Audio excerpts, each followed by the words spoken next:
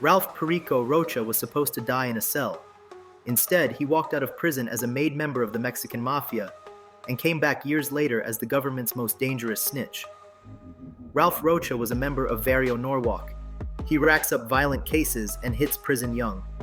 Inside, he does what most homeboys only dream about. By his early 20s, Rocha is made into La M.E. In the mid-1990s, federal agents finally catch up. Rocha is swept up in one of the first big RICO cases targeting the Mexican Mafia. He pleads out, does roughly 12 years in federal prison, and hits the streets again around 2007. Rocha links up with fellow MA member Rafael Cisco Gonzalez. Together, they start calling meetings with gang leaders from South LA, Compton, Long Beach, and Wilmington, laying down a new tax. Then they move into La Puente, a neighborhood controlled on the street by Maria Lola Llantada, wife of imprisoned Colonel Jaco Padilla. Rocha and Cisco kidnap Llantada's brother, ransom him for tens of thousands of dollars, and shake the family down again.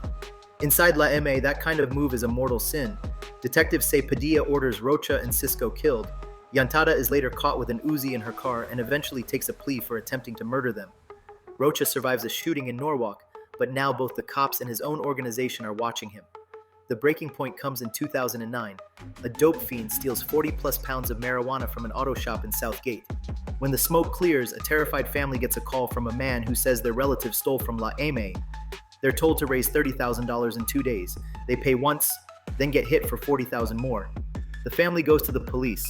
Deputies pull over Rocha in a silver Chrysler 300 and find a gray bank bag full of their cash. With his record, he's staring at life. That's when Ralph Rocha flips. Over nearly 2 weeks of interviews, he unloads everything he knows about the Mexican Mafia. Instead of a life sentence, he cuts a deal. Rocha walks out as a paid government informant, collecting hundreds of thousands of dollars while wearing wires on the same people he once called brothers. Working with the ATF and LA County sheriffs, Rocha inserts himself into talks between La M.A. and La Familia Michoacana, pitching a coast-to-coast drug pipeline. His work helps build major federal cases. While he's wired for the feds, he also secretly records his own handlers, taping hours of conversations where he claims agents exaggerated the threat and kept the scheme alive to justify all the money and manpower.